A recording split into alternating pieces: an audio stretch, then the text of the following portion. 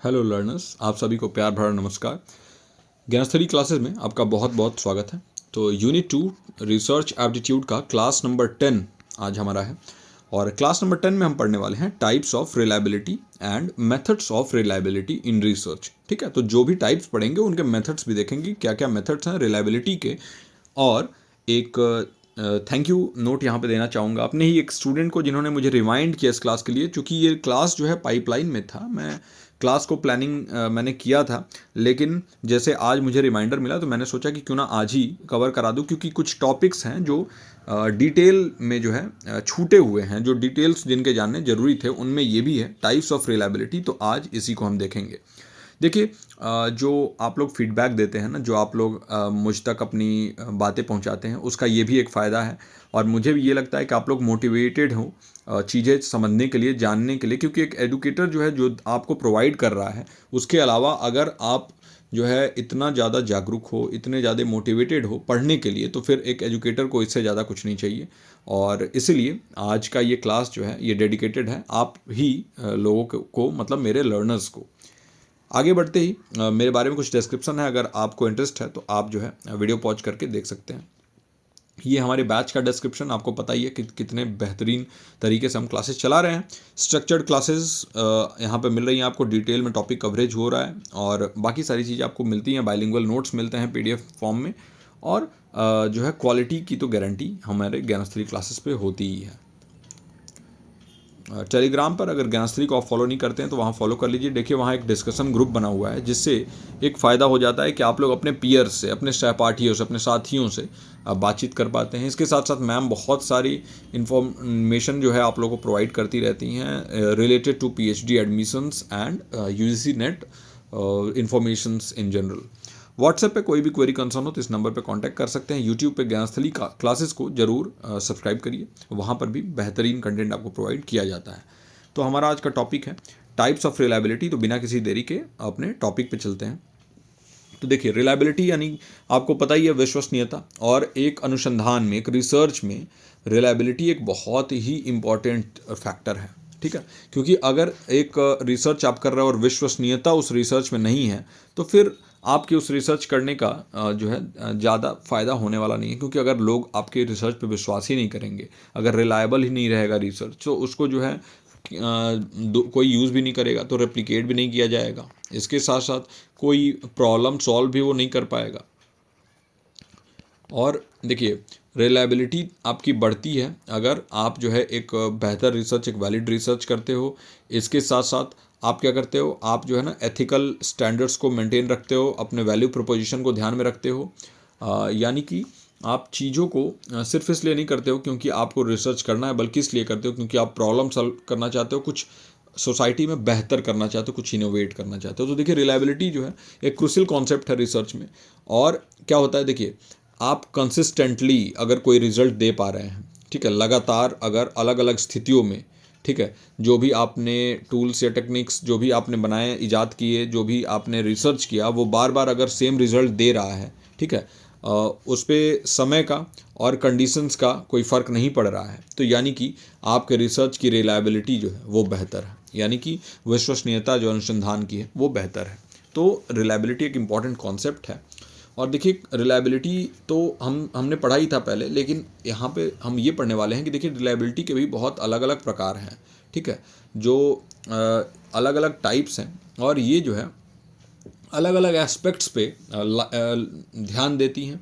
जो अलग अलग टाइप्स ऑफ रिलायबिलिटी है ना, ये क्या करती हैं कि भाई प्रक्रिया के विभिन्न पहलुओं पे अंतर्दृष्टि प्रदान करती है। हमें मेजरमेंट प्रोसेस जो है ना, उसके अलग अलग एस्पेक्ट्स पे हमें ध्यान देने का मौका देती हैं। और देखिए, रिलायबिलिटी जो है अकॉर्डिंग टू योर रिसर्च, आपके रिसर्च के हिसाब से जो है वो टाइप्स ऑफ रिलायबिलिटी जो है वो बदलता रहता है। तो ये भी जो है हम देखेंगे कि कौन से रिसर्च के हिसाब से कौन सा टाइप होता है, क्या रिलायबिलिटी के कौन कौन से टाइप होते हैं, इसको हम इस लेक्चर में बहुत ही डिटेल में देखने वाले हैं।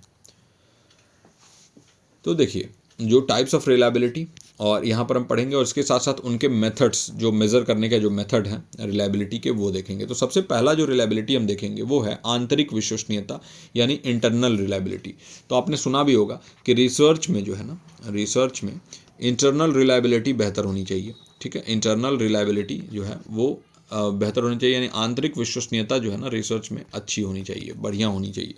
तो क्या होता है इंटरनल रिलायबिलिटी? तो देखिए ये जो क्या करता है ना, ये मेजर करता है कंसिस्टेंसी को, यानी कि स्थिरता को मापता है जो भी रिजल्ट आपके आ रहे हैं, ठीक है। तो जो भी रिजल्ट्स आप अपने रिसर्च के थ्रू प्रोवाइड कर रहे हैं, तो वो कितना कंसिस्टेंट रिजल्ट है एक टेस्ट के अंदर या एक असेसमेंट के अंदर, उसको मापता है इंटरनल रिलायबिलिटी। तो विद इन अ टेस्ट, ये बात ध्यान रखिए, ये जो है आपका फोकस यहाँ होना चाहिए कि it measures the consistency of results within a test और असेसमेंट। जो भी परीक्षण या मूल्यांकन आपने किया उसके भीतर के परिणामों को, स्थिरता को मापता है, यानी कि उसके अंदर की स्थिरता को मापता है, ठीक है। इसलिए इसका नाम है इंटरनल रिलायबिलिटी, ठीक है।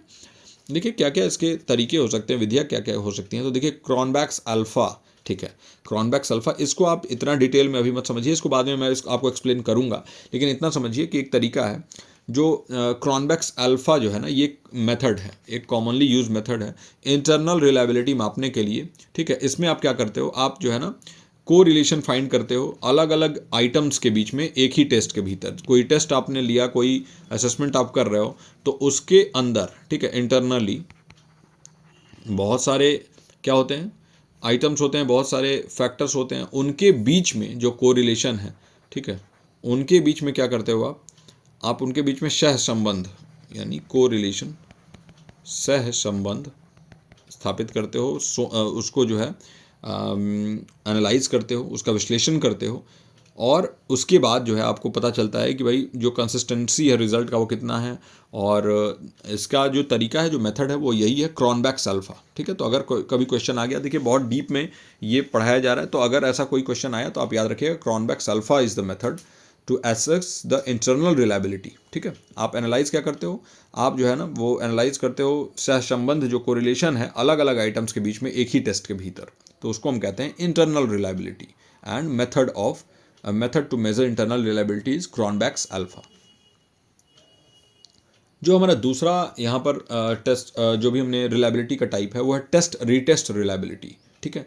तो ये क्या होता है, इसका डेफिनेशन देखते हैं। तो देखिए जो टेस्ट रीटेस्ट रिलायबिलिटी है ना, ये क्या एसेस करता है, ये एक ही परीक्षण या एक ही मूल्यांकन के साथ समय के साथ परिणामों की स्थिरता का आकलन करता है कि जैसे ओवर द टाइम क्या चेंजेस आ रही हैं, जैसे जैसे समय बीत रहा है, अलग अलग स्टैम्प ऑफ टाइम में जो है रिजल्ट की कंसिस्टेंसी क्या बरकरार रहती है क्या एक टेस्ट के भीतर या एक असेसमेंट के भीतर, इसको देखता है टेस्ट रीटेस्ट रिलायबिलिटी। तो देखिए एक ही क्या करता है कि एक ही सेम टेस्ट को आप बार बार जो है टेस्ट करते हो, यानी कि टेस्ट करते हो, फिर इसको रीटेस्ट करते हो, और इसके रीटेस्ट करके आप क्या देखना चाहते हो कि जो रिलायबिलिटी है क्या उस पर कोई अंतर आ रहा है, क्या वो कम हो रही है समय के साथ या फिर कंसिस्टेंट है। तो इसी को हम कहते हैं टेस्ट रीटेस्ट रिलायबिलिटी, नाम से ही पता चल रहा है। और क्या मेथड हो सकता है, देखिए इसका मेथड जो administer the same test to the same group of individuals at two different points in time and calculate the correlation coefficient between the two sets of scores, ठीक है। तो इसमें क्या होता है कि दो अलग अलग समय बिंदुओं पर व्यक्तियों के एक ही समूह के लिए एक ही परीक्षण प्रशासित करें, ठीक है। क्या करते हैं कि एक ही टेस्ट को एक ही ग्रुप के लिए, ठीक है, दो डिफरेंट पॉइंट पे, मतलब मान लीजिए कि एक आज कर दिया आपने ये टेस्ट और एक महीने बाद कर दिया, वही टेस्ट उन्हीं लोगों पे हुआ, सेम टेस्ट हुआ, ठीक है, सेम टेस्ट सेम पीपल, ठीक है, लेकिन क्या होता है डिफरेंट टाइम, अलग अलग टाइम्स पे हुए। और उसके बाद कोरिलेशन देखते हो कि क्या क्या उन रिजल्ट्स में, जो भी रिजल्ट्स आपको मिलते हैं उनके बीच में क्या क्या सहसंबंध है, कितनी वो एक दूसरे से मैच करती हैं, ठीक है। अगर वो जो है एक दूसरे से ओवरलैप कर रही हैं तो यानी कि जो टेस्ट रीटेस्ट रिलायबिलिटी है वो बेहतर है ना। तो ये हमने समझा कि टेस्ट रीटेस्ट रिलायबिलिटी क्या होता है। अब आगे देखते हैं। तो देखिए पैरेलल फॉर्म रिलायबिलिटी जो है हमारा, ये अगला टाइप ऑफ रिलायबिलिटी है। और ये क्या होता है, देखिए it examines the consistency of results across different forms और वर्जन्स ऑफ अ टेस्ट। एक टेस्ट है तो उसके अलग अलग टाइप्स हो सकते हैं ना, अलग अलग वर्जन्स हो सकते हैं एक ही टेस्ट के, ठीक है। तो देखिए ओवरऑल टेस्ट तो सेम ही रहेगा लेकिन वर्जन से अलग अलग हो सकता है, होता है ना। मान लीजिए एक बाइक रिलीज़ करता है कोई कंपनी, तो क्या होता है कि वर्जन 1 फिर आता है वर्जन 2, तो बाइक का नेम तो सेम रहेगा, ठीक है, लेकिन उसका वर्जन बदलता रहता है, फर्स्ट वर्जन सेकंड वर्जन। तो वैसे ही टेस्ट तो सेम है लेकिन उसका फॉर्म या वर्जन अलग अलग है, ठीक है। तो उन अलग अलग फॉर्म्स या वर्जन्स जो डिज़ाइन हुए हैं ना, उनको सेम कंस्ट्रक्ट पे, ठीक है, क्या करते हैं, जांच होता है, यानी एक ही संरचना को मापने के लिए डिजाइन किए गए परीक्षण के विभिन्न रूपों या संस्करणों में परिणामों की स्थिरता की जांच करना, कि कितना रिजल्ट जो है अलग अलग अगर वर्जन्स में हम देखें तो रिजल्ट कितना ज़्यादा जो है कंसिस्टेंट रहता है। अगर रिजल्ट कंसिस्टेंट रहता है यानी कि जो पैरेलल फॉर्म रिलायबिलिटी है वो बेहतर है ना। तो मतलब एक ही टेस्ट का अगर अलग फॉर्म में हम करें, एग्जामिन करें, उसके कंसिस्टेंसी को मापें और देखें कि कितना रिलायबल रिजल्ट आ रहा है हमारे सामने, तो टेस्ट तो सेम रहेगा लेकिन उसके फॉर्म्स या वर्जन्स अलग हो सकते हैं और उसको हम माप के और फिर पैरेलल फॉर्म रिलायबिलिटी चेक कर सकते हैं। ठीक है, क्या मेथड हो सकता है, इसको करने का क्या तरीका हो सकता है। आप क्या कर सकते हो ना कि व्यक्तियों के एक ही समूह के लिए परीक्षण के दो अलग अलग लेकिन समकक्ष रूपों का प्रबंध करें। ठीक है, administer two different but equivalent, एक ही बराबर होगा। ठीक है, तो जो फॉर्म है ना, ऐसा नहीं होगा कि कुछ अलग आप कर दोगे, बस ये है कि अलग अलग तरीके से वही सेम टेस्ट को करोगे। ठीक है, और टेस्ट का टाइप भी सेम होगा, बस वर्जन अलग होगा, थोड़ा सा उसमें ट्वीक होगा, कुछ अलग होगा। ठीक है, और आप सेम ग्रुप ऑफ इंडिविजुअल पे करोगे और फिर आप जो है ना को रिलेशन फाइंड करोगे, सह संबंध देखोगे कि उनमें क्या अंतर आ रहा है या फिर क्या सेम आ रहा है, सेम आ रहा है या डिफरेंस क्या है। तो इनको आप जो है ना नोट करोगे, उनके स्कोर्स में क्या क्या डिफरेंसेस आ रही हैं। अगर वो स्कोर सेम आ रहा है यानी पैरेलल फॉर्म रिलायबिलिटी जो है वो बेहतर है। ठीक है, तो ये भी एक टाइप है रिलायबिलिटी का। मैंने सोचा कि इसको भी एक इंक्लूड करें ताकि कुछ भी अगर आपके एग्जाम में है ना तो आपको एलियन ना लगे, ऐसा ना लगे कि आपने वो पढ़ा नहीं है। तो देखिए जो विधि है वो ये है कि व्यक्तियों के एक ही समूह के लिए परीक्षण के दो अलग अलग लेकिन समकक्ष रूपों का प्रबंध करें और उनके अंकों के बीच सह संबंध की गणना करें, कोरिलेशन जो है ना वो कैलकुलेट करें।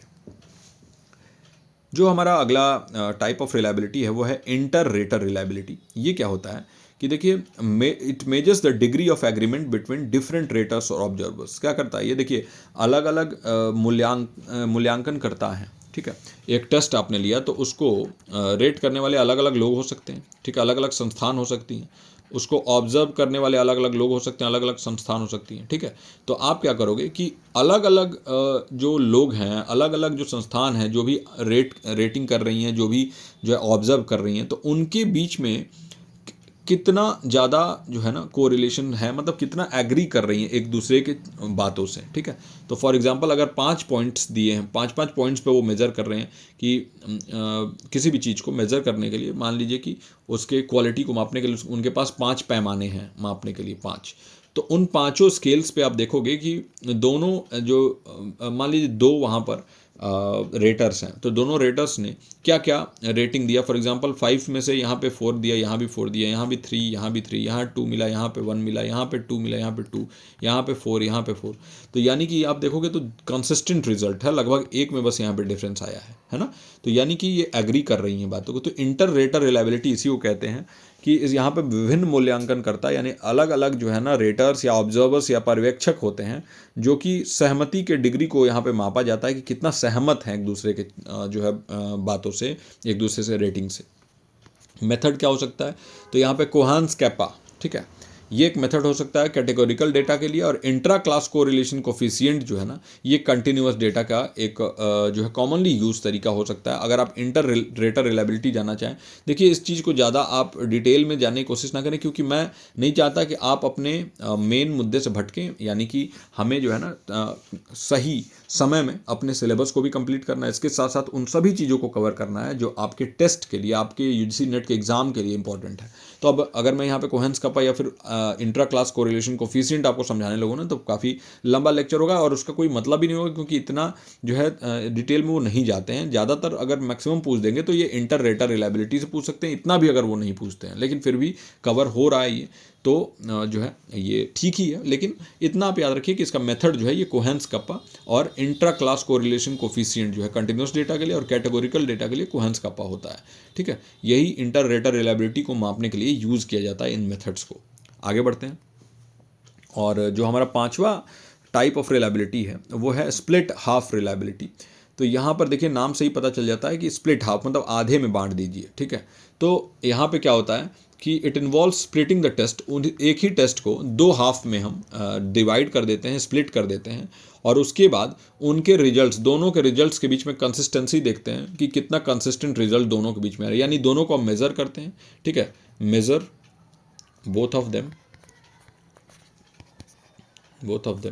and see the consistency between them। ठीक है, तो उनके बीच में हम कंसिस्टेंसी को देखते हैं कि कितना कंसिस्टेंट रिजल्ट्स आ रहे हैं उनको स्प्लिट करने के बाद। यानी एक ही टेस्ट को आप 2 हाफ में स्प्लिट करिए और उसके बाद उन दोनों को मेज़र करिए, उन दोनों टेस्ट को मेजर करिए और देखिए कि दोनों में कितना कंसिस्टेंट रिजल्ट आ रहा है। और जो इसका मेथड, जो तरीका हो सकता है वो है स्पीयरमैन ब्राउन फार्मूला। इसी को यूज़ करते हैं हम ताकि हम जो है ना जो स्प्लिट हाफ कोरिलेशन है उसको सही कर सकें और एक एस्टिमेट जो है बैठा सकें जो रिलायबिलिटी है पूरे टेस्ट की उसकी। यानी फुल टेस्ट की रिलायबिलिटी हम हाफ से ही एस्टिमेट बैठा लेते हैं और इसके लिए हम यूज़ करते हैं स्पीयरमैन ब्राउन फार्मूला, एक फार्मूला होता है, ठीक है। तो स्पीयरमैन ब्राउन फार्मूला आप याद रखिए, इसको हम यूज़ करते हैं स्प्लिट हाफ रिलायबिलिटी। और स्प्लिट हाफ में आपको पता है कि एक टेस्ट को आधे में बांट के और उन दोनों के रिजल्ट को, यानी हाफ के रिजल्ट को हम मेज़र करते हैं और स्पीयरमैन ब्राउन फार्मूला यूज़ करते हैं ताकि हम एक एस्टिमेट बैठा सकें कि भाई हाफ का ये आ रहा है रिजल्ट तो फुल का क्या आएगा, है ना। तो ये एक तरीका हो सकता है। स्प्लिट हाफ रिलायबिलिटी एक टाइप है रिलायबिलिटी का, है ना। आगे चलते हैं तो हमारे पास आ जाता है ऑल्टरनेट फॉर्म्स रिलायबिलिटी। तो ये क्या होता है कि it is similar to parallel form reliability. देखिए पैरेलल फॉर्म रिलायबिलिटी हमने पढ़ा ना, उसी के ये सिमिलर है ऑल्टरनेट फॉर्म रिलायबिलिटी। लेकिन यहाँ पर क्या होता है ना कि यहाँ पर 2 डिफरेंट फॉर्म्स ऑफ टेस्ट हम करते हैं, ठीक है। अलग अलग फॉर्म्स ऑफ टेस्ट करते हैं अलग अलग समय पे, ठीक है। तो यहाँ यानी कि यहाँ पर क्या होता है कि 2 डिफरेंट फॉर्म्स ऑफ टेस्ट हम करते हैं अलग अलग टाइम्स पे, डिफरेंट टाइम्स पे। इसको हम करते हैं ऑल्टरनेट फॉर्म्स रिलायबिलिटी, इसका नाम है, ठीक है। और इसको कैलकुलेट करने के लिए क्या करते हैं हम, कोरिलेशन जो है फाइंड करते हैं दोनों के स्कोर्स के बीच में। जो दोनों फॉर्म्स हम यूज़ करेंगे ना, यहाँ पे बात किया ना कि भाई 2 different forms of test at 2 different times. 2 अलग अलग समय पे 2 अलग अलग फॉर्म्स ऑफ टेस्ट हम एडमिनिस्टर करते हैं और इसके बाद हम इनके स्कोर्स को मापते हैं और देखते हैं कि उनके बीच में क्या सहसंबंध है, क्या कोरिलेशन है, ठीक है। तो समानांतर रूप की विश्वसनीयता के समान लेकिन इसमें अलग अलग समय पर परीक्षण के 2 अलग अलग रूपों को प्रशासित करना शामिल है। यहाँ पे पैरेलल फॉर्म रिलायबिलिटी के ही ये सिमिलर होता है, ठीक है। तो ये है ऑल्टरनेट फॉर्म्स रिलायबिलिटी। आगे बढ़ते हैं तो हमारे पास आ जाता है ये इंट्रा रेटर रिलायबिलिटी। तो इंट्रा रेटर रिलायबिलिटी क्या होता है, देखिए ये एग्जामिन करता है रिजल्ट्स के कंसिस्टेंसी को, ठीक है। जब सेम रेटर या ऑब्जर्वर जो है ना सेम इंडिविजुअल को एसेस करे अलग अलग ओकेजन पे, तो इसको हम कहेंगे इंट्रा रेटर रिलायबिलिटी, ठीक है। और ये इंटर रेटर रिलायबिलिटी के ही सिमिलर होता है। यहाँ पर हम जो है कोहेन्स कप्पा या फिर ICC को यूज़ करते हैं for measuring the inter rater reliability scores, okay. तो यहाँ पे हम क्या करते हैं कि देखिए कंसिस्टेंसी ऑफ रिजल्ट देखने के लिए ना, जब एक ही रेटर या ऑब्जर्वर, सेम रेटर या सेम ऑब्जर्वर जो है ना सेम इंडिविजुअल को अलग अलग ओकेजन्स पे रेट करे, ठीक है। जब एक ही मूल्यांकन करता या पर्यवेक्षक अलग अलग अवसरों पर एक ही व्यक्ति के या फिर उत्तेजना का, यानी कि सेम जो है इंडिविजुअल या फिर सेम स्टिमुलाई को अलग अलग ओकेजन पे अलग अलग जो है समय पे जांच करे, तो उसको हम इंट्रा रेटर रिलायबिलिटी कहेंगे। इंट्रा रेटर मतलब क्या होता है, देखिए इंट्रा मतलब क्या होता है कि इंट्रा मतलब क्या होता है खुद के अंदर, और रेटर मतलब रेटर्स के बीच, ठीक। तो जो रेटर हैं, तो इंट्रा रेटर मतलब क्या हो गया कि एक ही रेटर के अंदर, ठीक है। तो सेम रेटर होगा, रेटर सेम रहेंगे, ठीक है। और यहाँ पर इंडिविजुअल्स भी सेम रहेंगे जिनके ऊपर रेटिंग किया जा रहा है, या फिर जो स्टिमुलाई है वो भी सेम होगा। यानी कि जो भी लोग हैं वो नहीं बदलेंगे, जिनका रेटिंग हो रहा है, जो रिसर्च है वो नहीं बदलेगा। तो निष्कर्ष पर हम आते हैं, कंक्लूजन क्या है, निष्कर्ष क्या निकलता है। तो देखिए हमें ये चीज़ ध्यान रखना होगा ना कि हर रिलायबिलिटी टाइप जो है उसके कुछ स्पेसिफिक मेथड्स हैं, ठीक है। और हमने देखा भी कि कहीं पर कोहेन्स कप्पा यूज़ हो रहा है, ठीक है, कोहेन्स कप्पा यूज़ हो रहा है, तो कहीं पर ICC यूज़ हो रहा है ना। हमने देखा ना कि कैसे अलग अलग रिलायबिलिटी के टाइप में हम अलग अलग मेथड्स को यूज़ करते हैं कैलकुलेशन करने के लिए। क्या कैलकुलेट करते हैं हम, तो हम स्कोर्स कैलकुलेट करते हैं जिससे हम कोरिलेशन फाइंड कर सकें, हम सहसंबंध स्थापित कर सकें 2 स्कोर्स के बीच में, या फिर अलग अलग 2 समय पे अगर हम टेस्ट ले रहे हैं तो उन टेस्ट के बीच में क्या कोरिलेशन है इसको हम फाइंड कर सकें, ताकि हमें रिलायबिलिटी का पता चल सके कि कितनी रिलायबल रिजल्ट हमें मिल रही है, ठीक है। और जो चॉइस ऑफ मेथड है ना, वो डिपेंड करेगा कि जो डेटा है उसका नेचर क्या है, ठीक है, या फिर रिसर्च का कॉन्टेक्स्ट क्या है, जो भी अनुसंधान है वो किस कॉन्टेक्स्ट में किया जा रहा है, इसके ऊपर ये पूरा डिपेंड करेगा, है ना। रिलायबिलिटी जो है ना वो एक सिंपल लैंग्वेज में अगर समझाऊँ तो ये क्या है कि एक विश्वसनीय दोस्त अगर जैसा आपका होता है, एक ट्रस्ट वर्दी फ्रेंड होता है जिसको आप कुछ भी शेयर कर सको, ठीक है, जिनको आप किसी भी कंडीशन में काउंट कर सको कि वो आपके साथ खड़े रहेंगे, चाहे आपके दुख के दिन हो, चाहे आपके बहुत ही हार्ड टाइम चल रहा हो, तो वो आपके साथ खड़े रहेंगे, वो कंसिस्टेंट रहेंगे, उनमें कोई अंतर नहीं आएगा और डिपेंडेबल रहेंगे, उनके ऊपर विश्वास किया जा सकता है। तो वैसे ही रिलायबिलिटी है, अगर रिसर्च में रिलायबिलिटी है तो वो कंसिस्टेंट रहेगी, वो किसी भी समय में आपका साथ नहीं छोड़ेगा, वो डिपेंडेबल रहेगा, उसके ऊपर आप जो है ना विश्वास कर सकते हैं, उसको काउंट कर सकते हैं। तो देखिए, जो अनुसंधान है, रिसर्च है, इसका मतलब क्या होता है? इसका मतलब ये होता है ना कि इट मीन्स द मेजरमेंट और test used give reliable results every time you use them, ठीक है। तो रिसर्च में क्या करते हो कि जब भी आप मेजरमेंट करते हो, जब भी आप टेस्ट लेते हो ना, तो आपको अगर रिलायबल रिजल्ट मिल रहा है हर बार, ठीक है, आप यूज़ कर रहे हो, यानी कि रिलायबिलिटी जो है वो बेहतर है, ठीक है, आपके रिसर्च की रिलायबिलिटी बेहतर है।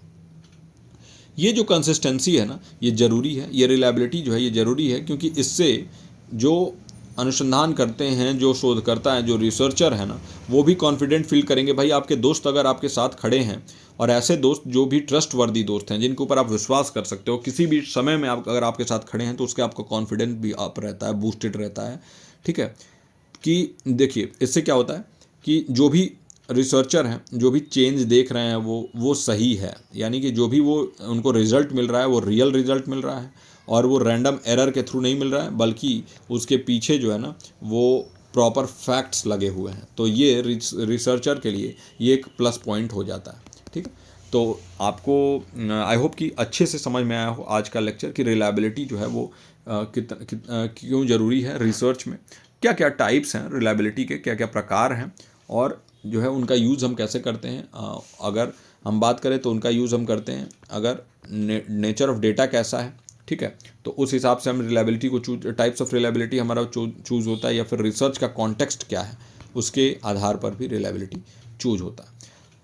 आगे बढ़ते हैं। तो देखिए, ये हिंदी में भी मैंने प्रोवाइड कर दिया है निष्कर्ष, एक बार अगर आपको हिंदी में ज़रूरत हो तो देख लीजिएगा। ये स्थिरता जो है क्यों महत्वपूर्ण है जो है, ये इसके बारे में भी, और पूरे इस कंक्लूज़न को हिंदी में भी यहाँ पे प्रोवाइड कर दिया गया है।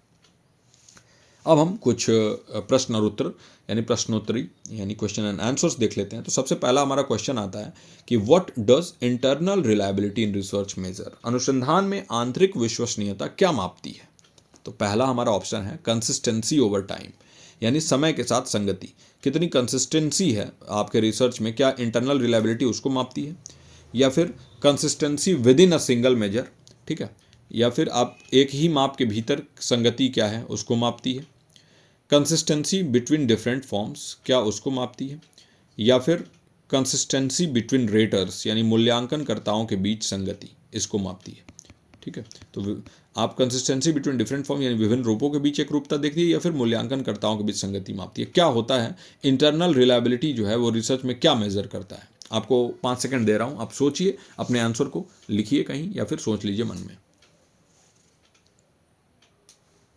तो देखिए, इंटरनल रिलायबिलिटी जो होता है ना, वो क्या करता है कि एक ही सिंगल मेजर के बीच में कितनी कंसिस्टेंसी है उसको मापता है। Consistency between a single measure, ठीक है, consistency within a single measure, ये इसका करेक्ट आंसर है। एक ही माप के भीतर क्या संगति है उसको मापता है क्या, जो इंटरनल रिलायबिलिटी है, कि कितना रिलायबल है जो रिजल्ट है। और देखिए, एक रिसर्च होता है, उसके अंदर बहुत सारे एलिमेंट्स होते हैं, ठीक है, तो बहुत सारे एलिमेंट्स हैं, उनके बीच में कोरिलेशन होता है, ठीक है, तो वो कितने रिलायबल हैं हर एक एलिमेंट, उनको मापती है within a single measure, एक सिंगल मेजर, एक ही माप के भीतर की संगति को मापती है, ठीक है। तो आई होप कि ये क्वेश्चन आपको क्लियर हो गया हो।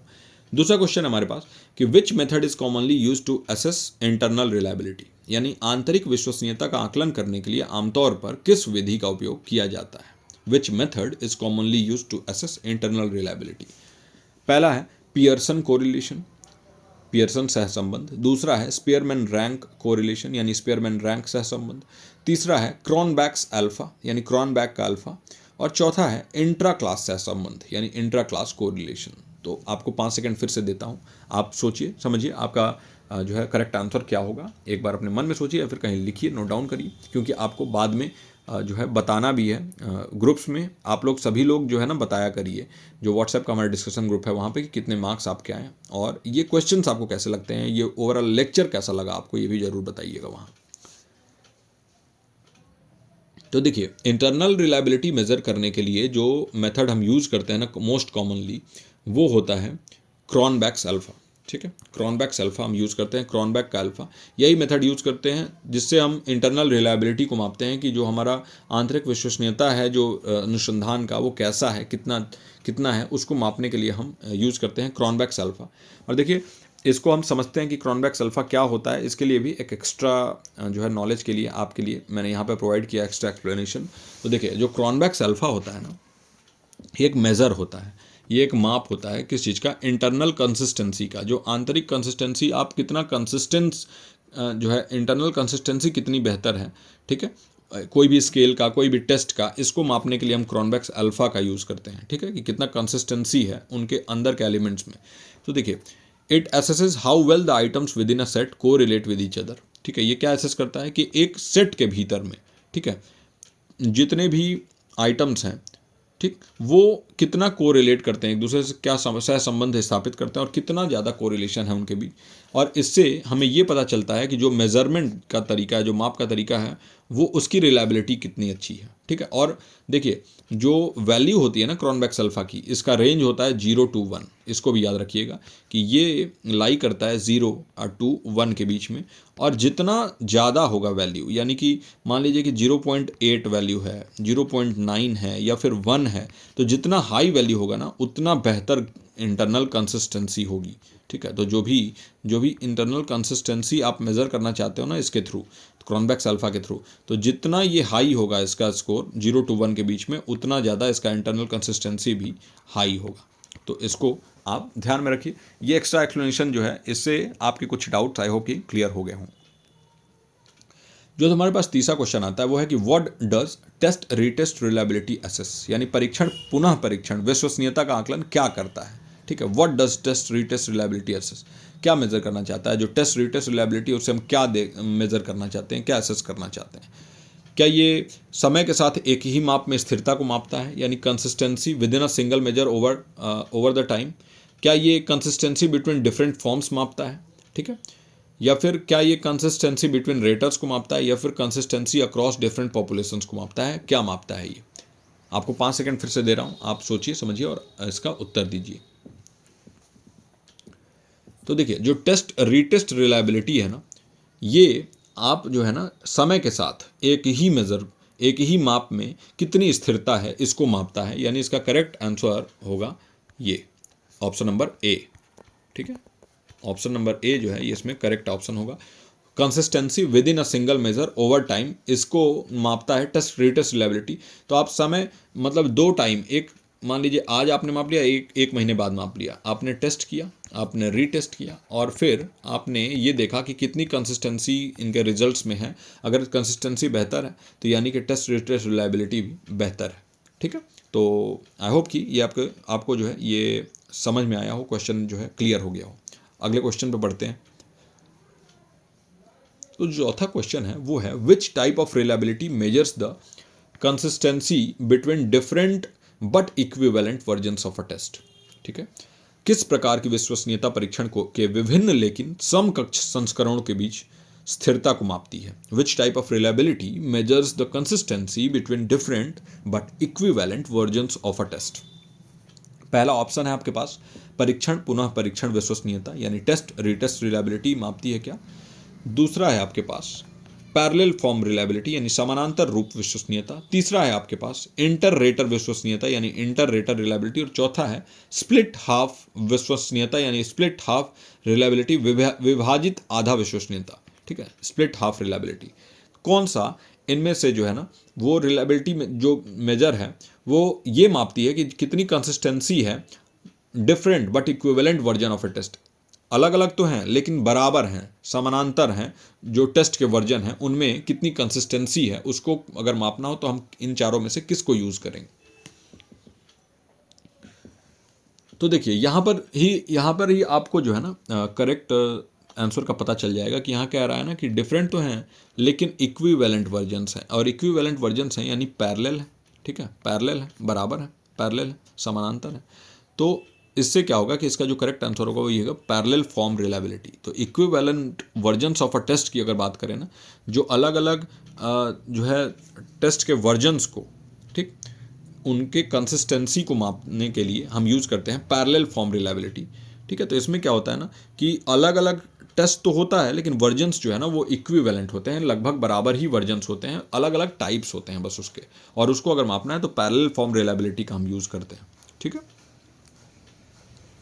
अगले क्वेश्चन पे बढ़ते हैं और हमारा अगला क्वेश्चन है 5वां क्वेश्चन और जो आज का आखिरी क्वेश्चन है, और ये है what is the focus of inter rater reliability. जो अंतर रेटर विश्वसनीयता का फोकस क्या है। ठीक, पहला ऑप्शन है हमारे पास consistency within a single measure, एक ही माप के भीतर संगति। दूसरा ऑप्शन है हमारे पास कंसिस्टेंसी ओवर टाइम, समय के साथ संगति। तीसरा ऑप्शन है हमारे पास कंसिस्टेंसी बिटवीन डिफरेंट फॉर्म्स, विभिन्न रूपों के बीच एक रूपता।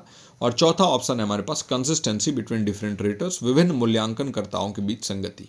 तो इंटर रेटर रिलायबिलिटी जो है वो उसका फोकस कहाँ होता है। आपके पास 5 सेकंड है, सोचिए और एक बार अपने जवाब को अपने मन के अंदर या फिर कहीं नोट करिए, और आप जरूर अपने स्कोर्स को बताइएगा डिस्कशन ग्रुप में व्हाट्सएप पे कि कितने स्कोर आपके ओवरऑल आए इन 5 क्वेश्चंस में, और आज का लेक्चर कैसा लगा उसको भी जरूर बताइएगा। कोई भी अगर आपका सुझाव हो तो वहाँ पर डिस्कशन ग्रुप में जरूर दीजिएगा, और अगर आपको पसंद आ रहा है लेक्चर तो ज़रूर अप्रिसिएट करेंगे, थोड़ा सा मोटिवेशन हमें भी मिलता है। तो आई होप कि अभी तक आपने इसका करेक्ट आंसर जो है अपने मन में सोच लिया होगा, और इसका जो करेक्ट आंसर है वो होगा कंसिस्टेंसी बिटवीन डिफरेंट रेटर्स। ठीक है, विभिन्न मूल्यांकनकर्ताओं के बीच संगति। तो इंटर रेटर रिलायबिलिटी से यही मालूम चल जाता है कि देखिए इंटर मतलब अलग अलग और रेटर मतलब जो भी मूल्यांकन करता है उनके। तो अगर रिलायबिलिटी अगर आपको ऐसा जांचना है कि कोई टेस्ट आपने लिया और अलग अलग इसके रेटर्स से आपने माफ करा, रेटर 1 रेटर 2 अलग अलग लोगों ने इसको देखा, और उसके बाद उनके जो स्कोर्स हैं उनके बीच में आप कोरिलेशन देखोगे कि कितना सहसंबंध है, और ये देखोगे कि कितना ज़्यादा जो स्कोर है ना वो सिमिलर आता है। ठीक है, और सिमिलैरिटीज़ को देखोगे तो आपको पता चलेगा कि हाँ जो रेटर्स हैं ना उनके बीच में कंसिस्टेंसी है आपके जो रिज़ल्ट है उसको लेके, और इससे आपके टेस्ट की रिलायबिलिटी बढ़ती है। ठीक है, तो इंटर रेटर रिलायबिलिटी का फोकस इसी पे होता है कि जो अलग अलग रेटर्स हैं विभिन्न मूल्यांकन करता है उनके बीच में कितनी संगति है इसको मापने में। तो आई होप कि ये 5 क्वेश्चंस आपको क्लियर हो गए हों, आज का लेक्चर आपको पसंद आया हो। ये हमारा एक क्लब बैच चल रहा है और इसमें आपको पता ही है कि क्वालिटी कंटेंट आपको प्रोवाइड किया जा रहा है। अगला टॉपिक भी हम कुछ पीछे के छूटे हुए टॉपिक्स को ही कवर करेंगे जो हमारे ही एक स्टूडेंट द्वारा रिमाइंड भी किया गया, और मेरे पास जो है ना वो उसका पूरा प्लानिंग भी बिल्ड था, तो उसको ही हम कवर करेंगे नेक्स्ट क्लास में भी। इस क्लास को यहाँ तक देखने के लिए आपका बहुत बहुत शुक्रिया। आप अपना और अपनों का ख्याल रखिए, and I will catch you in the next one.